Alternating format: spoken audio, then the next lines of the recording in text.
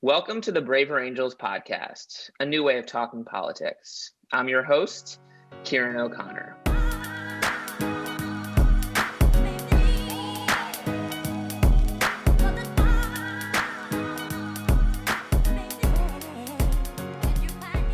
From July 21st to July 24th, thousands of Americans will gather near Mount Rushmore in South Dakota for a 3-day conference called FreedomFest. FreedomFest, according to its website, is an annual festival where free minds meet to celebrate great books, great ideas, and great thinkers in an open-minded environment.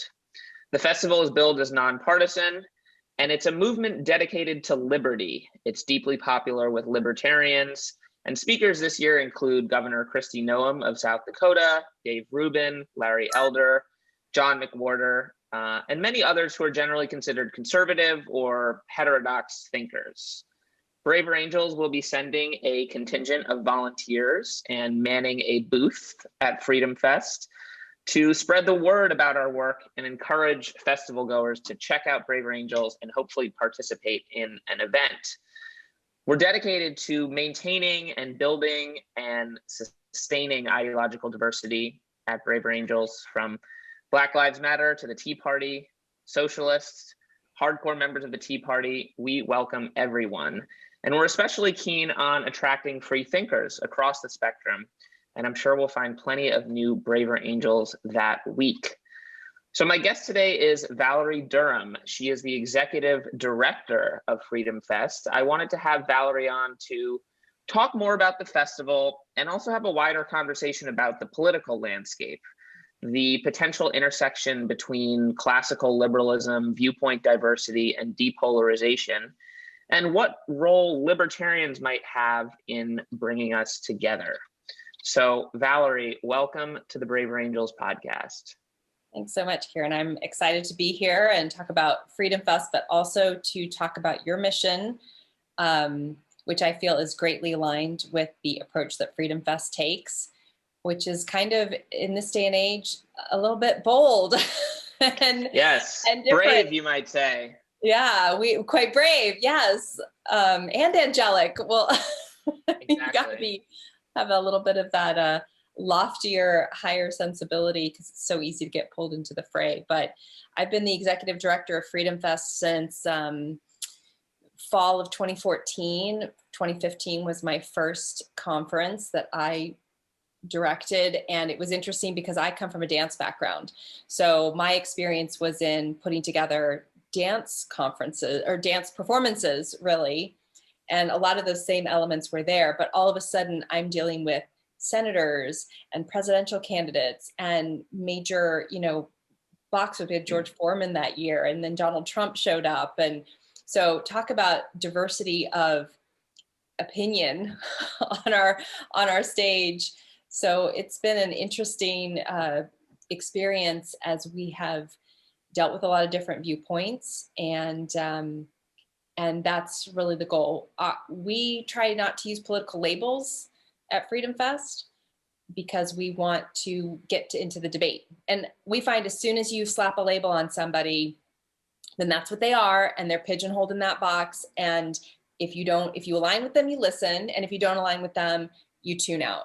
So we talk about the topics that are important and impact our world today, and we get a nice wide set of viewpoints from experts, and then we let people decide, which I think is really what democracy and society should be all about: the individual interacting with others and making voluntary decisions about what they think. Totally. Well, you mentioned a little bit about your background coming out of the dance world.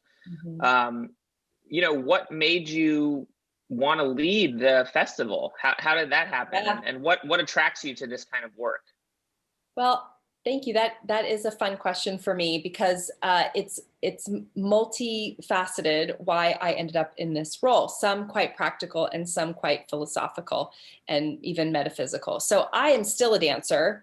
I have trained since the age of 3, and I discovered the work of a woman named Isadora Duncan, who came from California, went over, this was more than 100 years ago, was known as the mother of modern dance. She was rebellious sort, and went over to Europe and kind of took Europe by storm and developed this new approach to artistic theatrical dance that was very different from ballet.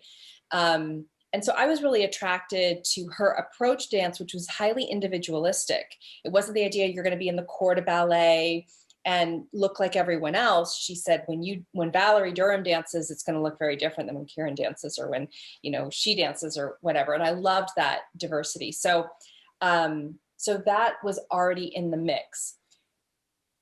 I've also always been part of the liberty concept and idea. My family is very steeped in that. My great uncle wrote The Naked Communist, The Naked Capitalist. He wrote The Making of America. He started a foundation for the study of the Constitution. My father has been part of the effort to legalize gold back in the 70s, and has been an Austrian economist and a free market economist, and written many, many books. And I've kind of been in the liberty world to some degree or another. Grew up in Washington, D.C., traveled around the world after that.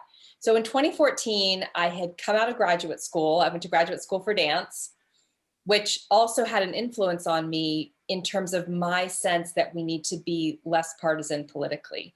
So I had just had this experience for 3 years, amazing, intensive, artistic work that was also very challenging on an intellectual level, because I was being exposed to a lot of new ideas that in the postmodern sense of things that I hadn't had before. And I was surrounded by people who I think would not identify themselves as being part of a liberty movement. However, we shared a lot of values on the social level, many different aspects we actually agreed. And there were many things where we did not agree. And it made me realize that these were my colleagues, and I knew them to be intelligent, compassionate, hardworking, insightful, wise individuals. And if they were concerned about something or felt like a particular issue needed to be addressed, that there must be something to that. And that needs to be respected. And I did respect that. So that was probably early on. I started understanding about different cultural perspectives, even though I had lived around the world and traveled so much. In a much deeper theoretical way, I started to understand this concept. But I took it like, I think our solution needs to be different. So I understood the concern, and I shared the concern. I came to really understand the concern, but I thought, I think there are other ways to solve this problem. So I started seeing the value of different approaches. Do we need government to solve the problem?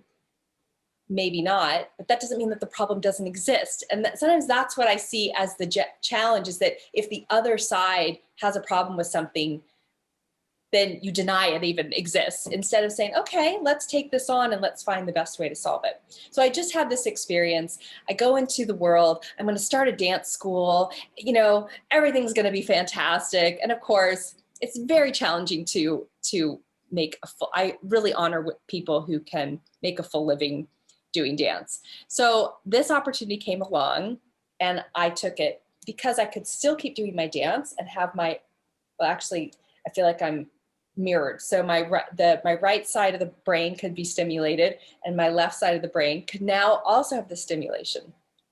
On a practical side, it is a family business. My parents started FreedomFest back in 2002 when it was Fee Fest with the Foundation for Economic Education, and my dad was president of Fee. And he saw this need where you had all these great think tanks and organizations doing wonderful work, but it didn't seem like people were talking to each other. And so he wanted FreedomFest to be this place where everyone could come together for 3 days, no matter what your perspective. If you had a stake around liberty in some way, we could come together and talk about it and find new ways to network, learn from each other, share with each other, and find collaborative projects. And I think that's really happened. So on a practical level, the old conference director decided to retire, and I got a phone call from my parents that said, we need to fill this position, and would you like to give it a try? And so I said, yes. And happily, since that time, I have found great personal fulfillment. It's not just a family business, and so I do it because it's Michael and Sons and I'm the son. It's because I really am passionate about these issues. And I feel like Freedom Fest is an opportunity for me to have some impact in this way towards greater political conversation and movement towards greater freedom for all of us and equality for all of us. Cool. And so for folks who are going to the festival or people who are just curious about checking it out online, what can they expect and what do you hope people will take away from the festival, just given where we are as a political culture and society in 2021? Oh boy, that's a big question, Ciaran, but I'm up to the task. Okay, so first of all, go to www.freedomfest.com and check out all the information we have on the homepage, on the speaker page, on the exhibitor page. So for us, our exhibitors are not just some sort of extra thing down the hall. It is integral because these are the groups and the businesses and the companies and the organizations doing the work. And so it's so important as part of your Freedom Fest experience to come into the exhibit hall, which John Mackey of Whole Foods calls the trade show for liberty. Come in and actually meet these organizations, Reason Foundation, Braver Angels, the Art of Liberty Foundation, Freedom Works, Free the People, Libertarian Party. It's overwhelming. We have over 180 sponsors. It's our biggest hall ever because I think the passion for this is so extreme. You also need to be prepared, in addition to our 180 sponsors, that we have over 260 speakers on a huge variety of topics. So this is not just a political conference because freedom, liberty, equality, justice do not just apply. It's very important in our political world, but it also applies in economics, in finance, in our education system, in our healthcare system, in our criminal justice system. It applies in our social issues. We have sessions on sex work decriminalization.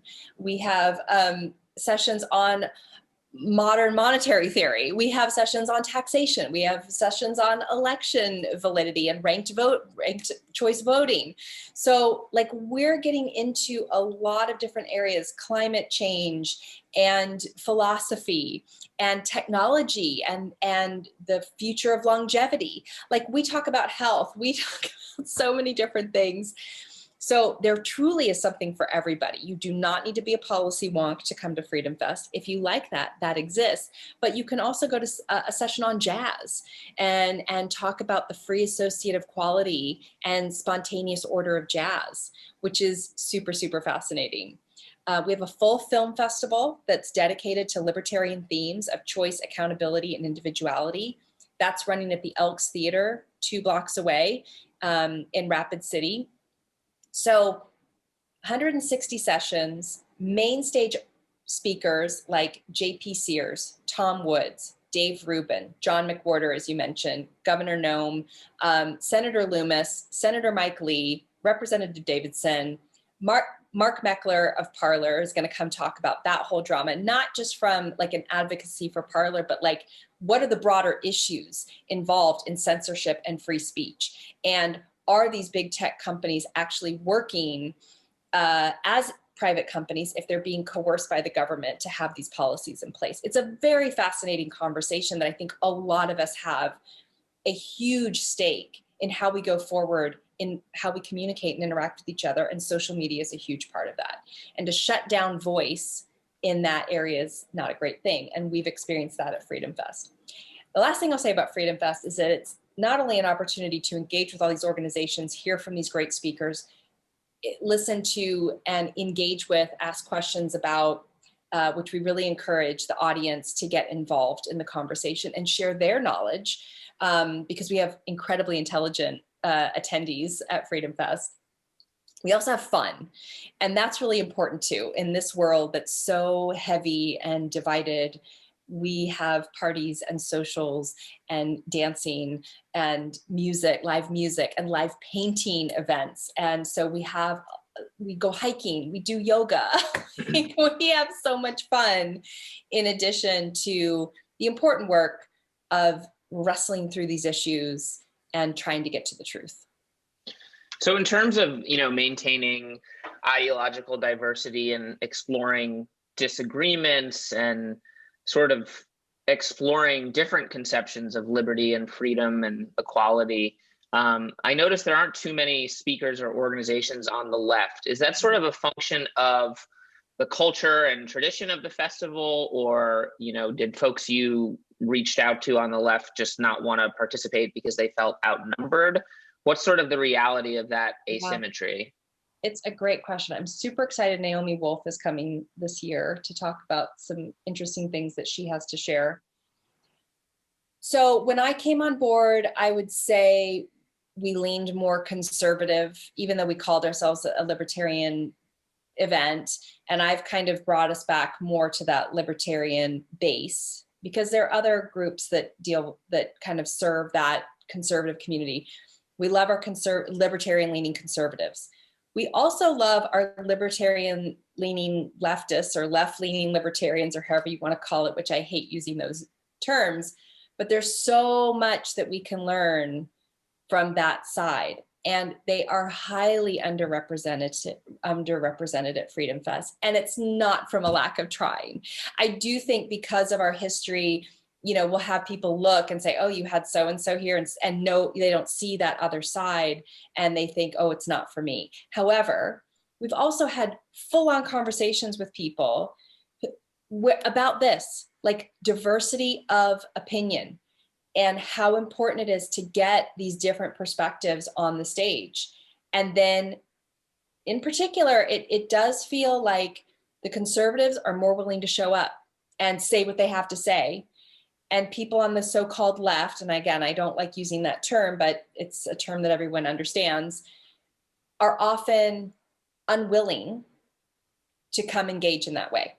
And it's a struggle for us. And it's an open call right now here on this podcast.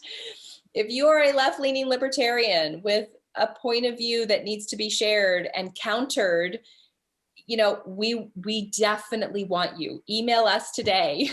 I don't know if we can get you in this year because but 2022 is coming up. It is a huge goal of ours to make sure there is more representation on that side. And it's been a struggle. We often get the no from that side of the political viewpoint because they're not willing to engage, or they want to not have that challenge. And I don't know what the answer is. I could be completely wrong about why they say no. But the desire is there coming from us. I don't know what we have to do, but we're going to figure it out. We'll figure out how to get more of that breadth on that side of the spectrum. Interesting. Yeah, I mean, it's something we've struggled with as well, but almost kind of flipped. So, you know, we have the Braver Angels rule, which is, you know, at every level of leadership or participation that, you know, we can control as leadership, we want it to be 50-50 red, blue. And obviously red and blue are somewhat amorphous terms that themselves encapsulate a whole, you know, range of opinions. But at the same time, you know, there is a polarization and polarity in our system right now. And we sort of are presupposing that in an effort to foster discussions across it. And that's another big challenge is the sense of bipartisanship. It's tripartisanship or quadripartisanship. There's so many more perspectives out there that the libertarian view, the constitutionalist view, the socialist view, it's not just red and blue. And I think that has been intentional to a certain degree because it allows the power play with certain people who are in power. But there's so many more viewpoints there. There's the gold view and the green view and the, you know. Yeah, absolutely. Bringing out those differences and richness and complexities and nuance is something that sort of naturally happens when you bring people together in the right kind of structured environment where people can sort of get beyond, you know, the culture war talking points that are just sort of inherently informed by stereotypes. Right. But at the same time, you know, our membership, because we're a membership organization, leans blue. And it's sort of an interesting challenge because I see some you know, overlap with what you were saying. I think that like traditionally the, you know, quote unquote dialogue space has been seen as more of a liberal thing. And there are a lot of conservative leaning folks who are kind of suspicious of dialogue groups because they fear that it might just be sort of a front for pushing a liberal agenda. And I think that it's interesting because when people feel outnumbered, they are much less willing to engage. And we work a lot in family therapy. That's sort of like the basis for our initial approach, and couples therapy in particular. And so there's a lot of trends that you see in interpersonal relationships, particularly between married couples or family members, where people are actually sort of mirroring each other in a way where sort of the dynamics can be scrambled. So I like that's just something, that I'm hearing from you, and also something that we're focused on in Braver Angels. And that's why we're sort of trying to go to people, where they are. Yeah. But I definitely take the point that right now, the very notion of debate itself is in question. Yes. I think the vast majority of people will, say they're against cancel culture. But then when it comes to ideas they don't like, they're not actually that willing to engage them. Exactly. So is that something you've seen over the past few years, the Trump era, the polarization, that like the culture war has begun to just sort of infect these discussions that are actually about deeper issues that aren't really partisan at all? I don't know. The only way I can think to answer that is that it has gotten deeper, and as a result, there are speakers that we've had in the past that we don't feel like we can have anymore. Because they've gotten into that realm of their own version of cancel. They'll talk, like, it's so brilliant what you're saying, because it is true. People will talk all day long about how horrible cancel culture is, and then they will say, "Oh, we can't have kneeling at a football stadium because that's anti-American. So let's just end that. We cannot have that." Well, that's cancel culture. If you say that AOC should not be able to say anything because you disagree, that's cancel culture. And it works on the other side. If you say Donald Trump can't say anything because it's so horrendous what he might say, and what if people thought, that's cancel culture. And it is across the board, and we are seeing it in both sides. It's just, what are they canceling? They cancel. Right. And what power do they have to impact? I mean, obviously, certain media groups can have a lot more power to shut down certain voices than those voices might have in their own little networks if they don't own a media. So that's been the biggest challenge, is that we found that people have gone down that rabbit hole, and we find that they're not able anymore to have a fair discourse. And so as a result, we just feel like, we can't have those speakers anymore. And it's a shame, because in other areas they have great things to offer, and it'd be great to have a conversation with them. But totally, if they're advocating for, everyone to be shut down because they don't agree, it's not right. It just doesn't. Well, and so it seems like FreedomFest, it's not just a conference or sort of an end itself. It's sort of a larger movement, and the conference is sort of a key gathering, and probably ideally for you guys also like an entree into the movement for new folks. How do you sort of see this larger liberty movement in terms of its role in politics, but also in culture? How can libertarians both advance their ideological goals, but also play a positive role in their community and culture, in sort of living up to those values of viewpoint diversity and respect and civility, when so much of the pressure in politics is to go the other way, where so many times that's sort of seen as a weakness. So that would be my first question. And then maybe after that, because I like to give you the hard questions, we can talk about the influence of Donald Trump on the right and the Republican Party and on libertarianism, because regardless of what you think of Donald Trump's politics or the policies and the way he governed as president, it's hard to argue against the fact that he's very divisive and oftentimes intentionally so. So I guess, my first question is, how do you see the larger movement, sort of the promise and the perils? And then specifically, how do you see that unfolding in the context of, Donald Trump, what he's been saying about the 2020 election, the fact that people are living in just completely different realities?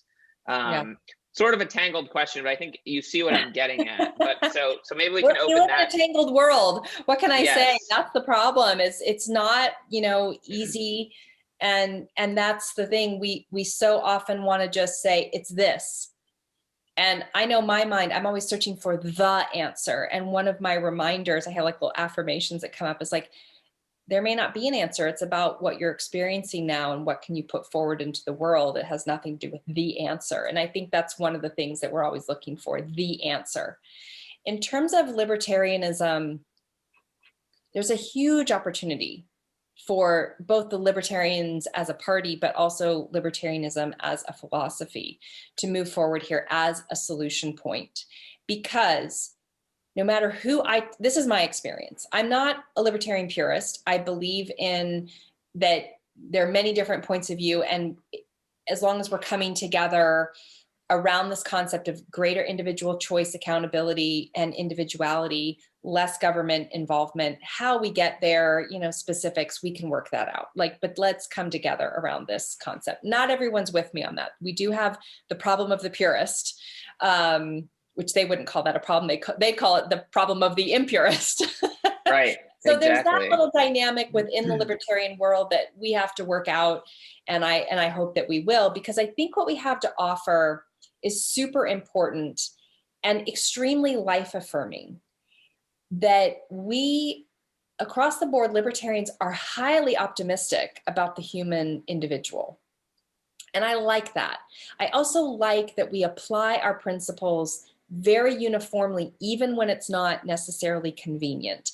And that's one of the things that I find, like with this cancel culture flipping, I'll be upset about your cancel culture as long as I can still have my cancel culture. So I want to be comfortable with my world. And, if we believe in victimless crimes, we believe in not making victimless crimes illegal. That's something that the Libertarian Party says. So if I take drugs in my home and I don't impact anyone else, I should be allowed to take drugs, including heroin, including meth, including whatever. And until I create a victim, that is my choice, my body, my life, my world. This includes driving drunk. That driving drunk would not necessarily be against the law until there's a problem. Now, does this create a riskier world? You could say so. Although I think ultimately people would start taking more responsibility instead of deferring responsibility. The state has to take care of me and tell me what to do and tell me how to act. Perhaps I would start taking more responsibility. But see, that's scary for people. They're like, no, we can't have that. And I understand that. I totally get that. So working together to make sure we're maximizing people's rights and opportunities to choose and their own accountability in a way that also doesn't impact other people. So in this whole Corona situation, I've been contemplating this concept of, because you had the mask wearing, right? Anti-mask, pro-mask, how dare you wear a mask? How dare you not wear a mask? I mean, talk about division. We have been divided over the mask. And my thinking is, well, if you apply the non-aggression principle, which is another libertarian principle, I think you get to the right solution. And we have to have a session about this where I'm asking some prominent libertarians. It's called Just Slap It With Some Nap. Is the non-aggression principle the answer to everything? And here's my suggestions. So if you force me to wear a mask, that is an act of aggression that we should not have. So we should not force people to have masks. However, if there's a disease out there and I might have the disease and pass it on to someone, you could argue that that would be a form of aggression if I'm passing on my carrying of the disease to someone else. So if I'm being responsible in the non-aggression principle, you're not going to tell me to wear a mask, but I will choose to wear one in order to not aggress against the other person. So we don't need the laws and the mandates, but we have people acting responsibly and ethically. And one of the things that I think we need to preach more than ever is personal ethics of being honest, being respectful, honoring the rights of others, and making decisions that are morally just. I think most of the problems of the world is because there's an individual out there making an immoral decision. And regardless of what the law is, they're still, they make the immoral decision against the law, or just even if there's not a law, they're making a decision that hurts another person. They treat their employees inappropriately. They bilk the system. They don't pay their debts, whatever, that has this cascading effect. Those are poor, personally ethical decisions that have negative impacts in our society. So teaching more personal ethics, I think, would be a huge advantage to our society. And one of the ways that I think we do that with the libertarian viewpoint is to go local. Instead of having these big national conversations with the big talking heads and national media, we need to be dog walkers, city councilmen, county councilwomen. We need to run for state legislate. We need to get local so that we can really talk to each other at a more personal level. Having these big, parties and all this big nationalism doesn't get us very far. So I think the libertarian solution is in going local and engaging each other with the Board of Education, for example. Now, when it comes to Donald Trump, oh Lord, this guy, bear in mind, we had him at our conference, but it was when he had just done Celebrity Apprentice. We never thought he was gonna, we're like, what did we do? So, it was an interesting, even at that time, should we have him come to Freedom Fest? And there's some people at our conference who love that we had Donald Trump come to Freedom Fest and they want him back. And there are other people who are like, how could you have Donald Trump at Freedom Fest? And I'll never come again if you have him back. So he's a tricky character. But I think you were right on the money. The problem I had with him is that he was calling out some BS that's been happening in our world, in the media, in the partisanship in Washington, in the swamp situation. And many Trump supporters will tell you they were excited because they felt like he was calling it out. Problem is, he also did it in this incredibly divisive, demeaning, calling people names kind of way. So he was not able, and I just don't think it's in his personality, to rise above that. And that's one of the things I love about your moniker, Braver Angels, because there is a certain amount of rise aboveness that we all need in order to help improve society. And the glorious thing to me is that every single one of your members, every single one of our Freedom Fest attendees, and I think so many people in this country want the betterment of our society. And like a marriage, which I love that analogy too, if we keep considering so many of our fellow citizens, our fellow country people, as the enemy, as soon as, in a marriage, and you can attest to this if this is part of your practice, as soon as you start calling your partner the enemy and you're vilifying them and you're calling them names, is there a relationship there? Right. There's not. And that's what we're doing in our society right now. We vilify our countrymen. And the other point here is that we can't really get a divorce as a country. We better work this out. Divorce. I mean, divorce is always an option for couples. And I think, in certain instances, divorce actually makes sense, right? Both parties are better off. But that's not really an option when it comes to, people talk about it. Let's just, California secede and Texas secede. And I think there's that much stress. And the libertarians have always been very live and let live. If you want to have socialist point of view, great. We don't like just, the problem is that I think there are a lot of other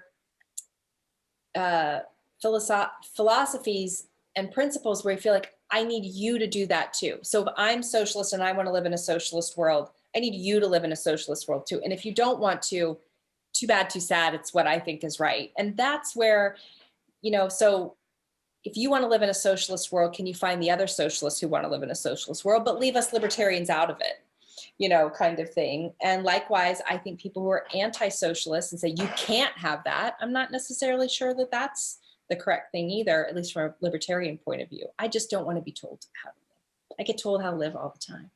It's exhausting. Right.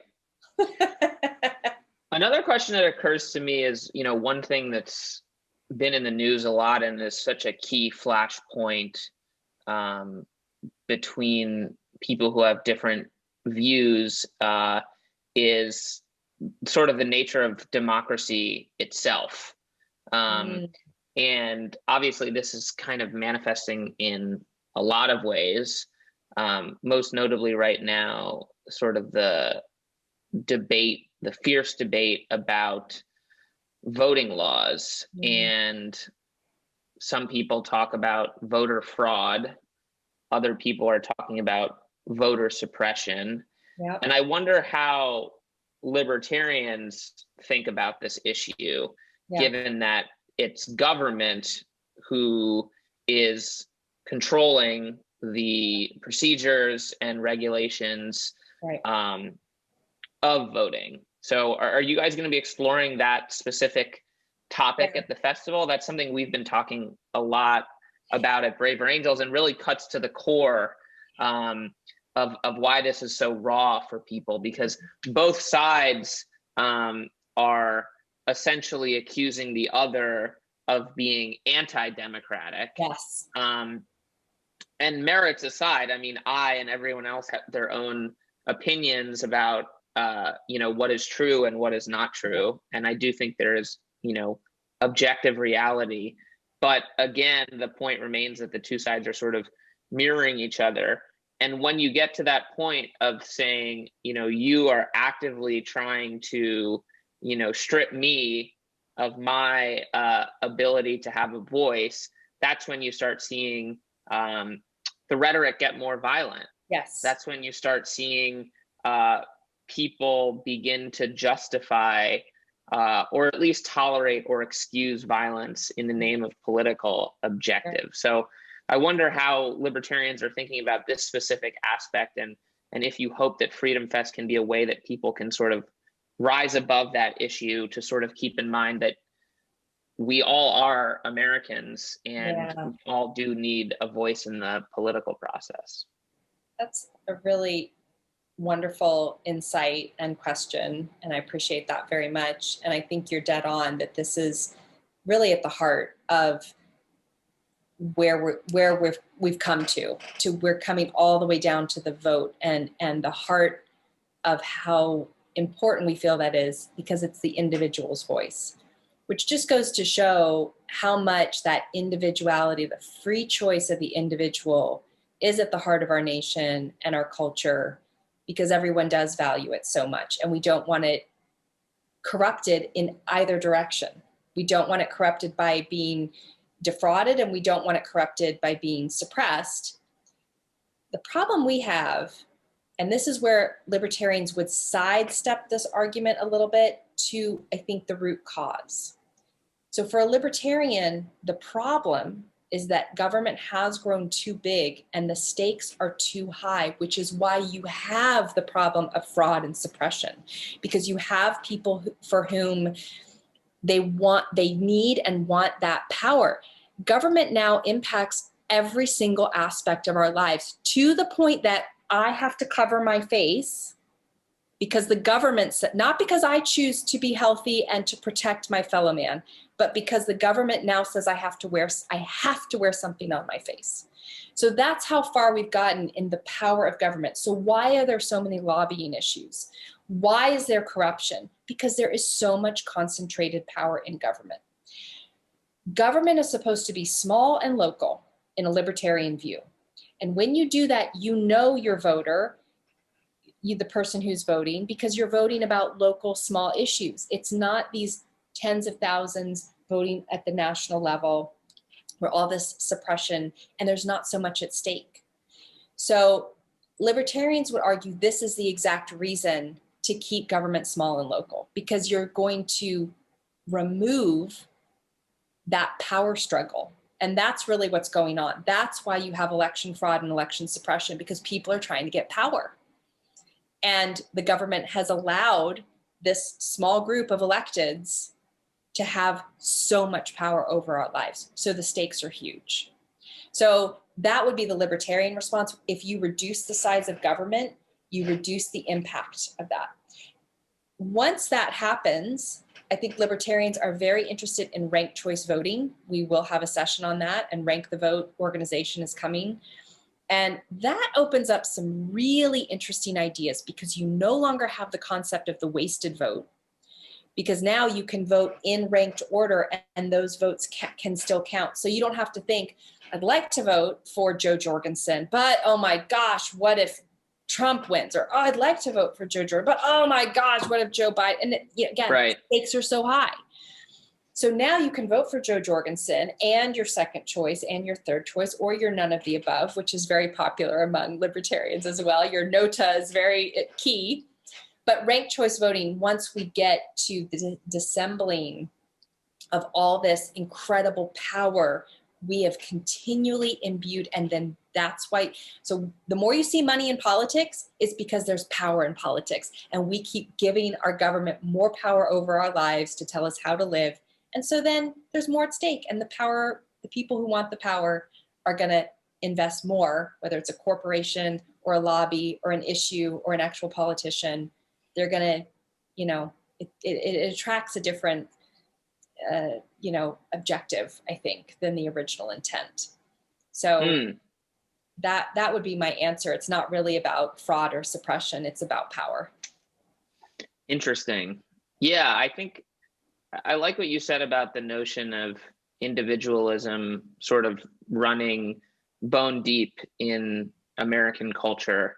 And I think that's one reason why the voting issue has become so raw. I think a lot of people on the progressive side would argue that there's sort of a danger between like a false equivalence that people make. Will say, well, there's voter fraud and then there's voter suppression, and would argue that all of the recent pushes by state legislature to limit early vote and put in place new regulations are kind of like a solution in search of a problem, when there hasn't really been any widespread voter fraud that would affect the margins of an election the way that Trump has been saying since the election. And I wonder too, that's why it'd be so cool if there more progressives could participate in these conversations. And I totally understand that. I think there's a pretty powerful strain right now on the left, particularly the activist left, of not wanting to even participate in debate because they feel like this is going to legitimize points of view that they believe are harmful. But I think there's such an interesting discussion to be had about the ways in which the individual interacts with systems, because our society has become so large and complex. And as you mentioned, the decisions of a relatively small number of leaders have such massive impacts on the lives of individuals. And at the same time, there's sort of these legacies of systems that perpetuate their consequences over time and even over generations. Yes. And so sometimes, what seems like an individual issue in terms of a disparity, between a racial group, they're sort of both at play, right? Everyone has individual agency in terms of the decisions they make about their behavior or their priorities or their values. But at the same time, humans are products of their environment. and products of these Yeah. sort of systems and legacies that play out. And so it's interesting to sort of be able to consider both perspectives, because I think there are these sort of higher ideals that unite Americans. And if we can figure out a way to understand that in the vast majority of people, one of the reasons they're so activated is because they do believe in democracy, and they believe that they are the ones fighting to protect democracy. And so ironically, the reason that people are so agitated is because they're seeking to protect democracy. And I like what you said about libertarians sort of have this like reflexive suspicion of power. And I think there's a lot of that on the left too, in terms of elites, be they in politics or business, have sort of an interest in keeping people divided and keeping people sort of having these debates, because ultimately it means that they can maintain power and consolidate power. And progressives would argue that, well, a lot of times the only body that can really stand up to entrenched corporate power is the government, you know, in terms of like antitrust legislation, or reforming big tech, for example, would most likely require a fairly aggressive move by the federal government to break up big tech. And so that'll be an interesting discussion too, right? Like if libertarians believe that like these big social media players have too much power, who is empowered to shift that balance of power and sort of redistribute it if not the government? Yeah, it's a great question. And, you know, overall, most free market economists do not believe that they believe monopolies will fall naturally. They don't need the government to necessarily break them up. So when it comes to if the government is the one that has the power to constrict, break up, that means that who is now, okay, so if you have the ability to come to me and dictate my life, tell me what job I'm going to have, tell me how much money I have to, where I have to spend my money, and I have to get my permission from you, or else you're going to do that, I'm going to start lobbying you because you actually have the power over me. So the fact that the government comes in and is going to tell businesses you're too big or you're doing the wrong thing inherently creates the corporate money culture that we see in politics today. It is because government can tell businesses what to do that creates the money funnel. I better support this candidate because he or she is going to be able to break up my company later. So let me support that campaign. Let me give money to, that's why Donald Trump has given money to multiple sides and multiple people, because they all have the power to break up his company. And across the board, this is true. Why do you think that Zuckerberg keeps showing up in front of Congress? Because they have the power. And why is he saying, oh, I've got these policies in place, don't break me up? Because exactly because they have the power to do so.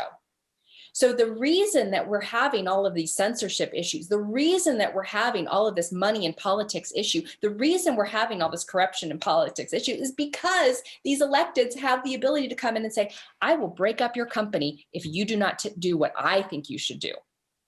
So now I have to start kowtowing to you. And we get this not true capitalism, but the corporate cronyism in bed with government, because government says, you do what I tell you or I will mess you up. So what are you going to do? You have to kowtow now to that. So you're not truly independent and you're not making decisions based on your own self-interest. You're trying to prevent the government from coming in and doing what they have the power to do. Interesting. Well, I feel like I could talk about politics with you all day. But I think we should wrap up soon. And so I guess my final question to you would be, what attracts you to the work of Braver Angels? Why did you guys invite us to come and how do you hope that we can work together in the future? Yeah, because I feel like our concept is so aligned that this partisanship is not helping our nation. It's not helping our children. It's not helping our future. It is destructive. And unless we start respecting each other and saying, you said something earlier about progressives not wanting to engage because they don't want to give that validity. I'm going to be honest, I think that's a mistake. I mean, there are truly fringe extreme people that we don't need to deal with. But conservatives and liberals need to start talking to each other and respecting each other and quit this. Find out why. Why do conservatives feel the way that they do? Why do progressives feel the way that they do? And respect that, and then work together to figure out, okay, we can agree on this is an issue. Race is an issue, okay? But there are a lot of people who don't think there is. Why don't they think it is? There are a lot of people of color who say, forget this racism. I'm over it. I'm sick of it. And we name call them. We say that they're Uncle Toms and they're this, and we put them down. And then we have other people who say there isn't a race problem, and they're not seeing that there is a race problem. So these issues need to be talked about. And when we say to somebody else, your opinion doesn't matter, you don't have legitimacy, I can't even bother to talk to you or understand your perspective, we cannot make progress. And so that's what I really respect about Braver Angels, is that it feels like you're trying to bring people together to have those conversations so that we can actually make progress. And there's progress to be made. We need to be there for our children. There are minority groups in this country who have not had a fair shake and have not been able to participate in the beauty of what this country is supposed to offer. We do not have enough economic opportunity. We're not taking care of ourselves in our healthcare system. But that doesn't mean that you have the right solution or I have the right solution. We need to come together and learn each other's values so that we can honor each other as a whole country, rather than saying, my view is the only view or your view is the only view. It all has validity. Nobody has all the answers. Sorry, I don't even have all the answers. Somebody can come here and tell me right now, but what about this? And I'll say, you're right, I never thought about that. And that's the beauty of progress. And I think that's the beauty of FreedomFest and Braver Angels. Well, I think that's beautifully said and a good note to end on. Valerie, I really enjoyed having you on the podcast. I would encourage all of our listeners, go to freedomfest.com, check out what's coming up. I presume there's a way for people who are not going to be able to attend in person to still engage, right? To some extent with the literally programming. Announcing after this podcast, I need to put out an email blast. We have just had a partner step in to offer a live stream of all of our main stage content with behind the scenes interviews with some of the speakers coming off stage. It's our first time really doing a live stream like this. So we're about to put that on the website and announce that out. So, join our email list when you get to the website. And literally later today, we're going to have that announcement up there. So it'll be great for people to join in, see the main stage content, get a little bit of a feel of what Freedom Fest is all about. And I would love for more of the people engaged with Braver Angels, all parts of the spectrum, to come to Freedom Fest, learn from what we have to offer, and we want to learn what you have to offer. And we want to find that honoring of each other's values so that we can move forward in this country. Well, I'm excited for you to meet our volunteers and vice versa. And that's great to hear about the live streaming, because that just means so many more people will get to experience what's going on. So Valerie, thank you. Thank you to our listeners who made it this far. Please subscribe. No, it was excellent. I mean, these are exactly the kinds of conversations that we want to have on the podcast, where we, dive deep, where we challenge each other, where we, sort of think about new frames. And I really like what you said about rising above to be both brave and angelic. So with that, I will say to all of our listeners, thank you for listening and see you next time.